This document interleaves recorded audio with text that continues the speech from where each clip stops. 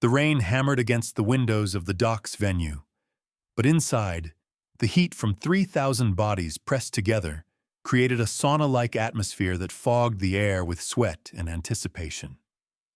Pantera had been on their European vulgar display of power tour for 6 weeks, and every night had been chaos. The beautiful kind of chaos that comes from a band at the absolute peak of their powers. But tonight was different. Tonight, backstage in a converted shipping warehouse on the Hamburg waterfront, two brothers were about to have a confrontation that would threaten everything they'd built together, that would expose fault lines in the band that had been quietly spreading for months, and that would force them to confront questions about identity, symbolism, and loyalty that neither of them were prepared to answer. Dimebag Darrell stood in front of a full-length mirror in the dressing room, adjusting the Confederate flag that he draped across his shoulders like a cape. The red and blue fabric stark against his camouflage shorts and black tank top. And Vinnie Paul, his older brother and the drummer who'd stood by his side through every battle and triumph of the past 15 years, was about to walk into that dressing room and tell him something that would change their relationship forever. Before we go deeper into what happened that night in Hamburg, if you want to hear more untold stories about the conflicts that shaped Pantera and the personal struggles behind the music, hit that subscribe button. These are the moments that defined one of metal's greatest bands. To understand what happened in Hamburg, you have to understand where Pantera was in 1993 and what the Confederate flag meant in the context of their identity as a Texas metal band. Pantera had exploded onto the international scene with Cowboys from Hell in 1990, but it was vulgar display of power in 1992 that had transformed them from a promising band into genuine superstars. Songs like Walk and Mouth for War had become anthems for a generation of metal fans who were tired of the commercialized sound that had dominated the late 80s. Pantera represented something raw and authentic, a return to aggression and power that felt honest. They were proud Texans, and they'd never hidden that fact. Their Southern identity was part of their brand, from Dimebag's cowboy boots and camouflage to the black-tooth grin drink that had become synonymous with their party lifestyle, to the way they talked about their roots in Arlington and the Dallas-Fort Worth metal scene. The Confederate flag had always been present in Southern rock culture, used by bands like Lynyrd Skynyrd and the Allman Brothers as a symbol of regional pride and rebellion against mainstream culture. For many people in Texas and across the South, the flag represented heritage and a defiant attitude, a middle finger to anyone who tried to tell them how to live or what to believe. Dimebag saw it that way. He'd grown up around that imagery, had absorbed it as part of the cultural landscape of Texas in the 70s and 80s. When he started incorporating the flag into Pantera's visual identity, it wasn't a political statement in his mind. It was a declaration of where he came from, a symbol that said, "We're Southern, we're proud, and we don't apologize for who we are." But what Dimebag didn't fully grasp was that the Confederate flag carried very different meanings for other people, particularly for Black Americans who saw it as a symbol of slavery and oppression. And he definitely didn't anticipate how the flag would be perceived in Europe, where the history of fascism and racist ideology had created an environment where such symbols were taken very seriously. Vinnie Paul had watched his brother's increasing use of the Confederate flag with growing concern. Vinnie understood the Southern pride angle. He felt it himself, but he also understood optics and consequences in a way that Dimebag sometimes didn't. Vinnie was the business mind in the Abbott family, the one who thought about long-term strategy and how actions would be perceived by different audiences. He'd seen the tension building during the European tour, had noticed the uncomfortable looks from venue staff and local promoters when they saw the flag, had heard whispers from their management about potential backlash. Germany in particular was sensitive about nationalist symbols and imagery associated with racism, given their own history with the Nazi regime. Using a Confederate flag on German stages was asking for trouble, and Vinnie knew it. But he'd held his tongue for weeks, hoping Dimebag would recognize the problem on his own and scale it back. That hadn't happened.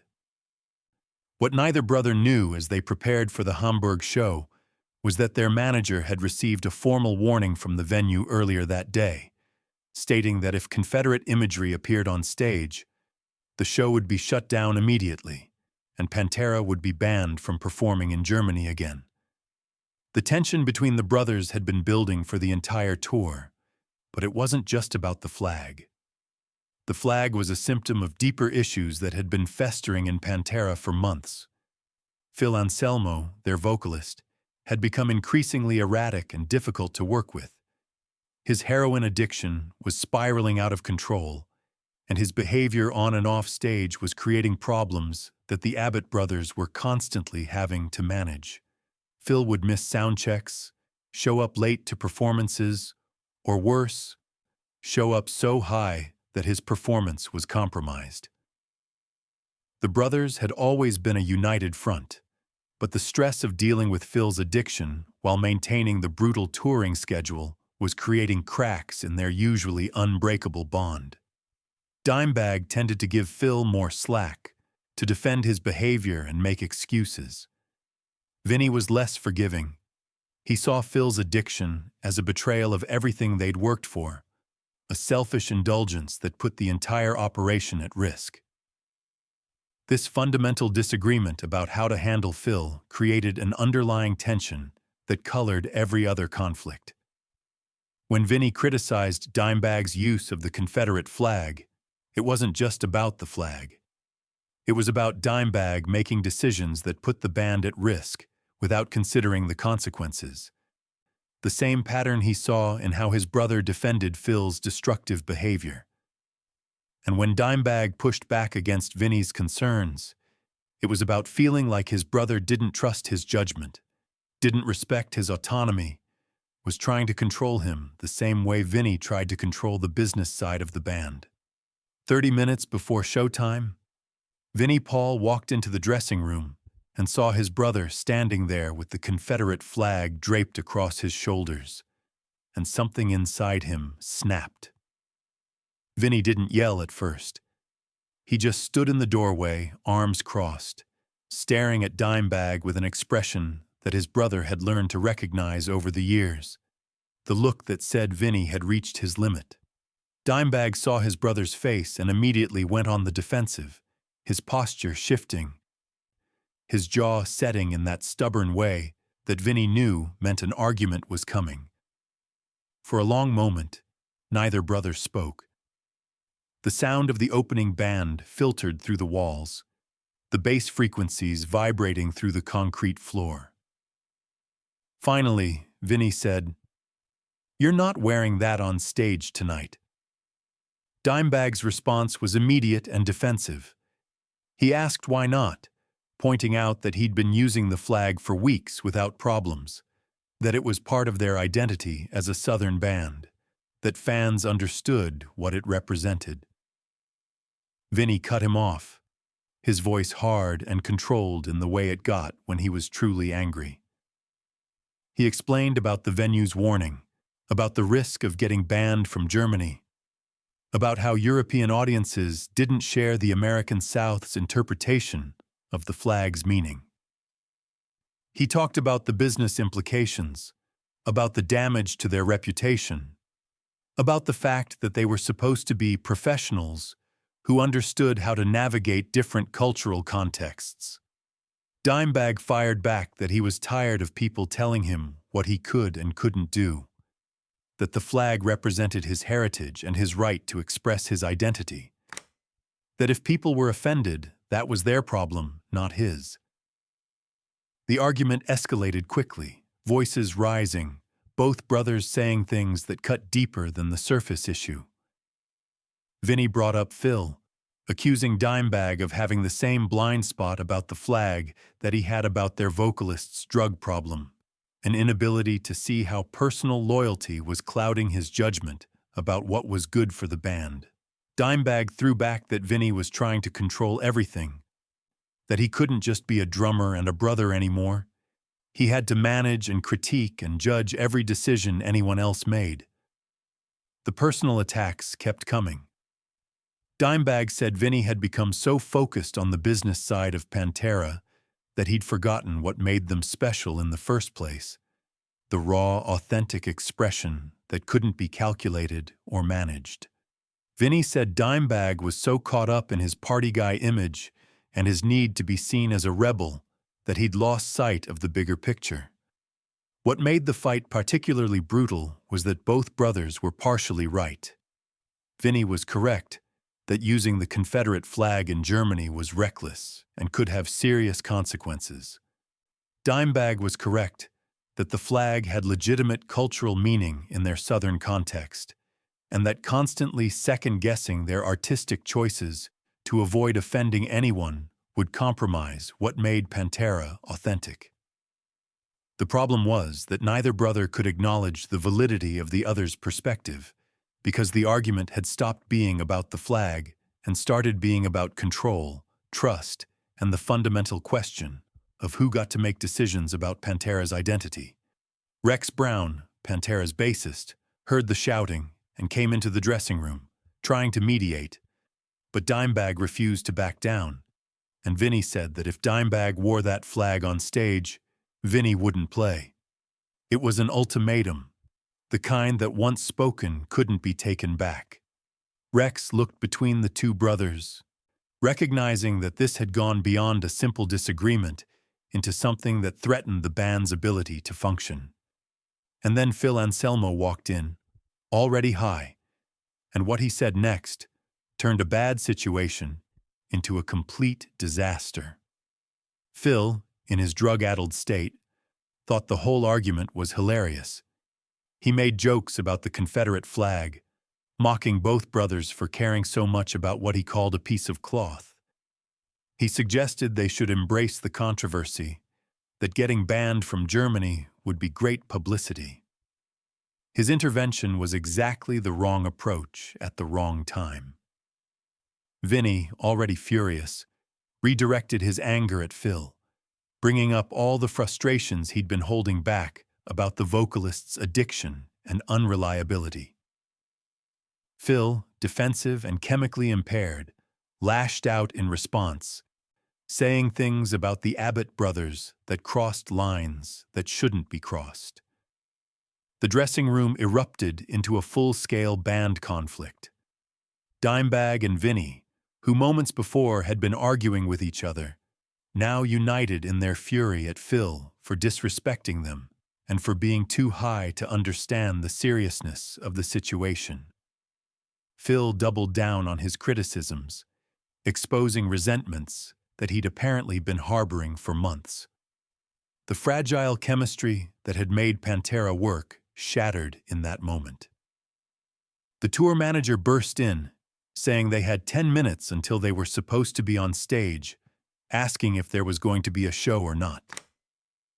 The venue was packed. 3,000 German metal fans were chanting for Pantera, and backstage the band was imploding. Vinnie made a decision. He looked at his brother and said that he would play the show, but if the Confederate flag appeared on that stage, this would be the last show they ever played together. The threat was real, delivered with cold certainty. Dimebag stood there, the flag still draped over his shoulders, facing an impossible choice. He could back down, remove the flag, and preserve the band, but accept his brother's control over his artistic expression.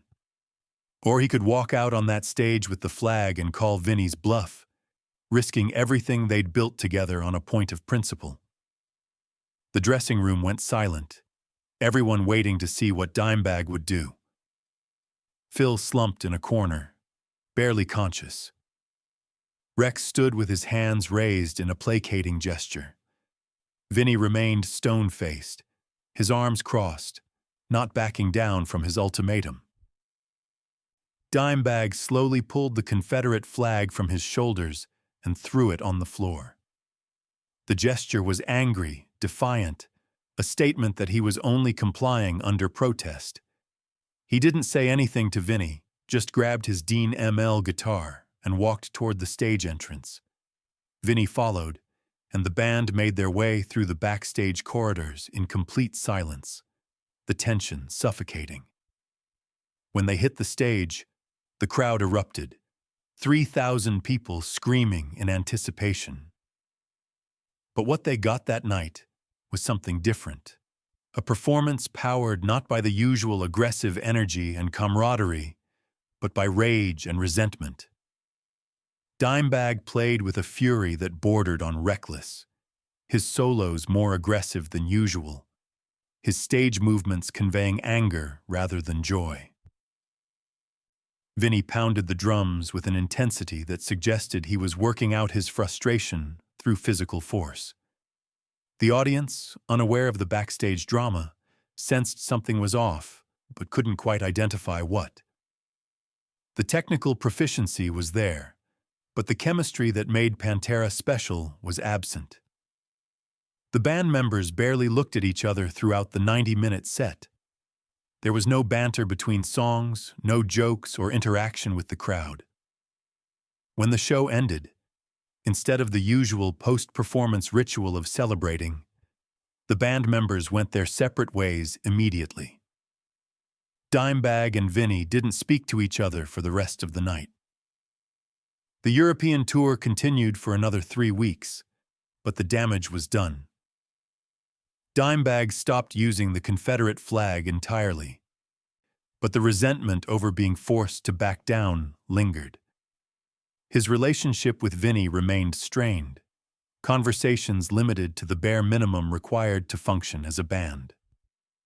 Phil's addiction continued to worsen, and the Abbott brothers' inability to agree on how to handle it created ongoing tension. By the time they returned to Texas, Pantera felt less like a brotherhood and more like a business arrangement between people who could barely stand each other. They would continue to make music together for several more years, releasing Far Beyond Driven in 1994 and The Great Southern Trendkill in 1996. But the unity and brotherhood that had once defined them was gone, replaced by suspicion and resentment that would eventually tear the band apart completely. The story of what happened in Hamburg leaked out through various sources over the years. Rex Brown mentioned it in passing during interviews, though he usually downplayed the severity of the conflict. Phil Anselmo, in his more lucid moments, acknowledged that his drug use had contributed to tensions within the band. But the full details of the confrontation between Dimebag and Vinnie remained largely private, protected by the brothers' code of loyalty to each other despite their disagreements. What became public knowledge was that Pantera had shifted after the 1993 European tour, that something had changed in the dynamic that would never fully recover. For Dimebag personally, the Hamburg incident represented a painful lesson about the limits of individual expression within a collaborative creative project. He'd always prided himself on being authentic and unapologetic, but he learned that sometimes being part of a band meant subordinating personal preferences to collective needs. The resentment he felt about being forced to comply with Vinnie's ultimatum never fully disappeared, and it contributed to his growing disillusionment with Pantera as the decade wore on. When the band finally fractured in the early 2000s, with Phil pursuing other projects and the Abbott brothers forming Damage Plan, the roots of that split could be traced back to moments like Hamburg, where trust eroded and resentments accumulated. Vinnie Paul never apologized for the ultimatum he'd delivered in that German dressing room. In his view, he'd protected the band from a serious mistake that could have damaged their career and reputation. But he also recognized that the way he'd handled the situation, issuing an ultimatum rather than finding a way to persuade his brother, had damaged their relationship in ways that took years to repair. The brothers eventually reconciled, their bond ultimately proving stronger than their disagreements. But the easy trust and automatic unity they'd once shared was replaced by a more cautious, negotiated partnership. The night in Hamburg, when Dimebag walked on stage without the Confederate flag, when Vinnie's Ultimatum held and the band performed in angry silence, was a watershed moment. It was the night when Pantera stopped being a brotherhood and became a business. It was the night when personal expression gave way to practical concerns. It was the night when the conflicts that would eventually destroy the band moved from subtext to open confrontation. And it was the night when two brothers learned that even the strongest bonds have breaking points, and that sometimes love requires saying no even when it causes pain. The legacy of that confrontation extends beyond Pantera to larger conversations about symbols, identity, and responsibility in rock culture. The Confederate flag continues to be controversial, with ongoing debates about what it represents. Bands and artists who grew up in Southern culture continue to wrestle with how to express regional pride without embracing symbols that cause pain. Dimebag Darrell never publicly discussed the Hamburg incident in detail, but those who knew him said it affected him deeply. He was someone who valued authenticity and hated being told what to do, but he also loved his brother and valued their partnership. Being forced to choose between those loyalties was painful. In the final years of his life, playing in Damageplan, he seemed freer and happier, able to make music without the constant conflict that had characterized Pantera's final years. The night in Hamburg remained a reminder of what happens when principle collides with practicality, when individual expression threatens collective survival, and when two people who love each other discover they fundamentally disagree about something that matters deeply to both of them.